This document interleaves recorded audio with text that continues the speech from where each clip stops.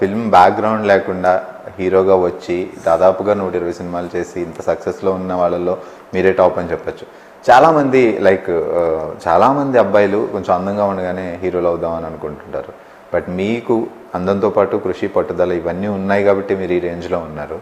So starting ఒకసారి ఇప్పుడు మీరు ఆలోచించుకుంటే, ఒక 20 years బ్యాక్ గురించి ఆలోచించుకుంటే, నేను ఇప్పుడు ఈ స్టేజ్లో ఉన్నాను అంటే మీకు ఎలా అనిపిస్తుంది సార్? అసలు ఏ బ్యాక్గ్రౌండ్ లేకుండా అంటే ఫస్ట్లో ఎప్పుడు కూడా ఏమవుతుంది, బిగినింగ్ వచ్చేటప్పుడు ఏమవుతుందంటే మనం సినిమా ఇండస్ట్రీలోకి వెళ్ళాలి, అది ఒకటే ఏముంటుంది.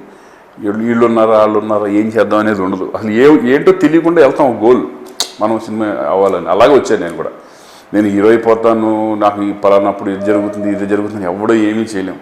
మనల్ని ఆటోమేటిక్గా మనం కష్టపడేదాన్ని నడిపించుకుంటూ వెళ్ళిపోతుంది.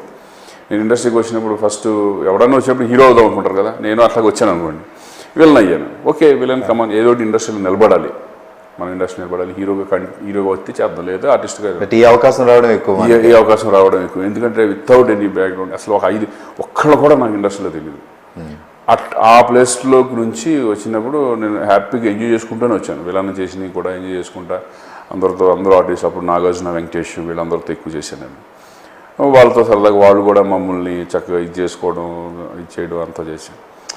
అలా అనుకోకుండా మళ్ళీ హీరోగా టర్న్ అయ్యాను. హీరోగా చేసుకుంటూ అలా వెళ్తున్నాను సక్సెస్. రేపొద్దున మళ్ళీ క్యారెక్టర్లు చేయాలంటే character ready, I'm ready.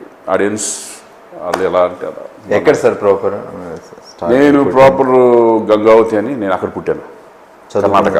Education అంతా అక్కడే. ఇంటర్ PUC వచ్చి కర్ణాటక యూనివర్సిటీ ధారవాడ. ఓకే. అంతా ఎడ్యుకేషన్ అంతా అక్కడే. పుట్టింది నేను గంగావతి అనే ఏరియాలో. మా ఫాదర్ వాళ్ళు వెళ్ళిపోయి అక్కడే మైగ్రేట్ అయ్యి అక్కడే.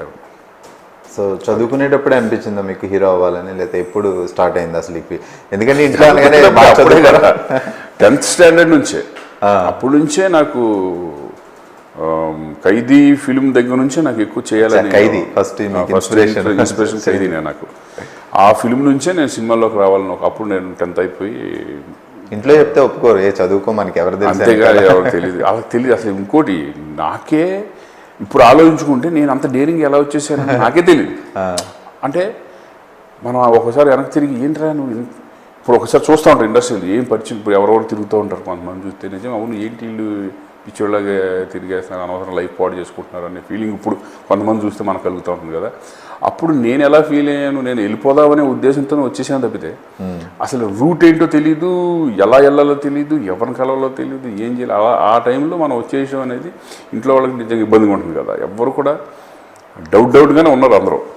నాకు తెలియదు, ఇప్పుడు ఆలోచించుకుంటే నేనే అమ్మ చాలా అదృష్టం, అయ్యో మనం చాలా అదృష్టవంతులు అనే ఫీలింగ్ వస్తూ ఉంటుంది. అది 4 రోజులు షూటింగ్ లేదు నేను అయిపోయినా అనే ఫీలింగ్ కూడా వచ్చేస్తా ఉంటుంది.